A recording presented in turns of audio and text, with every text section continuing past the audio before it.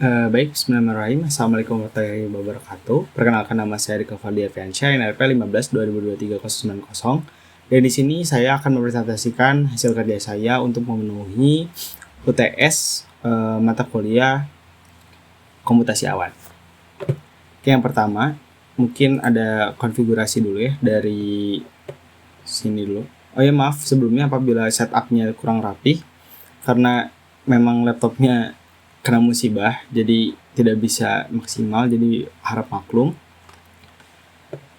VPC itu sendiri kita membuat satu jaringan yang terisolasi secara virtual gitu. Terus kita bagi ke dalam 2 subnet. Ada subnet yang private, ada yang public, yang nantinya digunakan untuk backend dan frontend, di mana frontend pakai public dan backendnya pakai private. Nah di situ tuh fungsinya apa? Jadi kita cuman bisa ngakses dari luar tuh yang public doang, alias yang frontend doang. Yang backend itu bisa diaksesnya lewat frontend atau lewat yang public, kurang lebih seperti itu.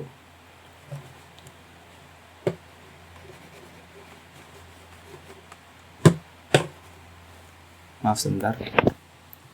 Nah, terus ini ada tadi subnet yang saya jelaskan. Terus sini ada security group.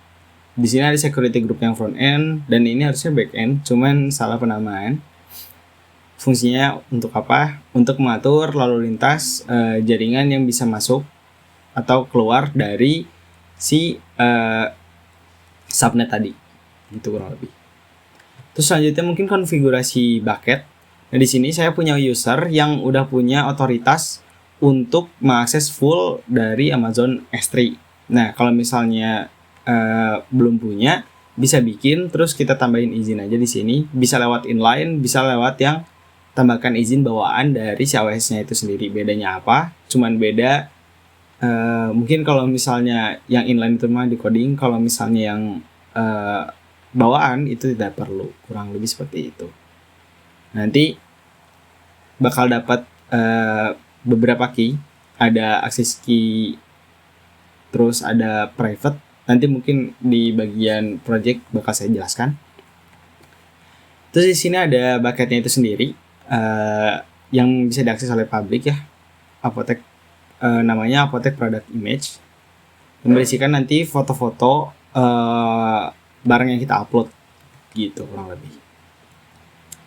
Terus isitunya ada 2, ada back end ada front end yang diatur ya sesuai dengan VPC yang tadi dengan rencana awal. Isi itu yang publik itu buat front end, yang private itu buat back end, kurang lebih seperti itu. Di sini ada RDS, base data dari AWS-nya. Nah ini bisa diakses oleh si backend-nya itu sendiri. Terus tapi di sini saya set public untuk memudahkan si presentasinya, kurang lebih seperti itu ya. Terus di sini ada endpoint-nya. Ini endpoint yang bakal kita pakai nantinya di dalam aplikasinya, kurang lebih seperti itu. Mungkin masuk ke konfigurasi yang ada di dalamnya. Nah, ini seperti yang tadi saya bilang, ini konfigurasi database-nya, user, password, terus endpoint-nya, terus nama database-nya, kurang lebih seperti itu. Terus di sini juga karena kita menggunakan S3, kita perlu menambahkan dependencies Boto3, dimana ini itu nanti fungsinya buat nyimpan si gambar tadi yang kita upload ke bucket yang kita punya gitu kurang lebih. Nah ini yang tadi saya bilang, kita nanti bakal dapat dari si usernya tuh AWS access key-nya, secret access key-nya, terus region-nya. Itu bisa kita siapin di dalam env, kurang lebih kayak gitu. Ini nama bucketnya, terus ini CDN URL-nya. Nanti tinggal diisi aja sesuai dengan yang teman-teman punya. Terus kalau misalnya untuk setupnya itu aja sih. Kalau misalnya selanjutnya mungkin bagian CI/CD dan juga Docker. Nah, kita lihat langsung aja di sini. Nah, di sini ada yang front end. Nah, ini bagian history dari CI/CD yang udah dilakuin, push dari Windows terus ke GitHub, terus nanti langsung auto terperbarui di si EC2-nya itu sendiri. Kita buka aja salah satunya sebagai contoh. Nah, ini sebagai bukti bahwa memang sudah selesai dan juga sudah terjalankan dengan baik, kurang lebih seperti itu. Begitu juga sama dengan yang backend.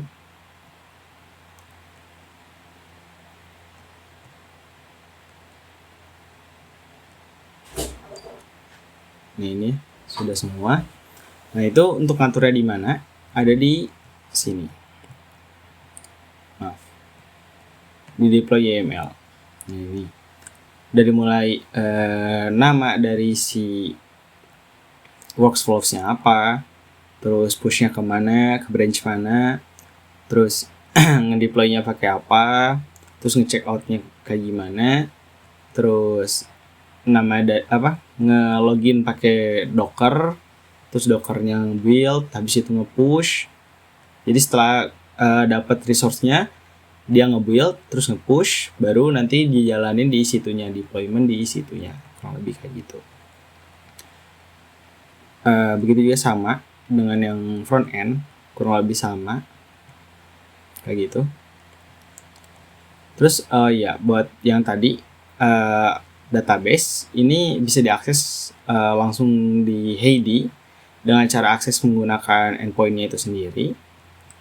Mungkin terus buat cari tahu Docker mana yang sedang berjalan, ini ada yang front end tadi, terus kita lihat setelah di run. Walaupun misalnya udah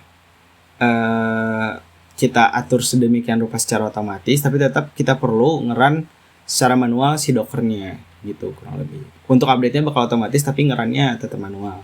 Terus kita Docker PS, kita cari tahu mana yang sedang bekerja. Lalu di sini ada yang front end, kurang lebih seperti itu. Mungkin kita langsung coba aja. Kita aplikasinya kita coba. Ini tadi ya, ada beberapa yang udah kita coba inputkan sendiri. Kita inputkan lagi mungkin ya. Misalnya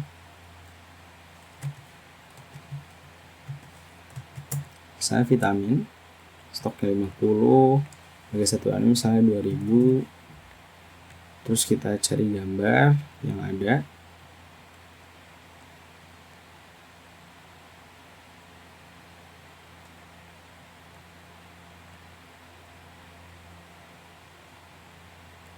Oke, kita pakai gambar yang ada aja gitu. Terus kita coba simpan. Kita tunggu sejenak karena si backendnya perlu mengirimkan dulu ke bucket tadi. Nah, ini sudah ada. Terus kita lihat, nah ini gambarnya juga sudah terpanggil. Tuh di sini coba kita refresh. Nah, ada kayak gitu kurang lebih. Terus sudah Dockernya sudah jalan, terus CI/CD-nya jalan, terus bisa nampilin data dari database-nya, terus nampilin gambar juga pakai CDN kayak gini kurang lebih. Mungkin cukup sekian yang dapat saya sampaikan. Terima kasih atas perhatiannya. Mohon maaf apabila penyampaiannya kurang maksimal karena memang laptopnya rusak, terus ya banyak kendala gitu di laptopnya. Sekali lagi terima kasih.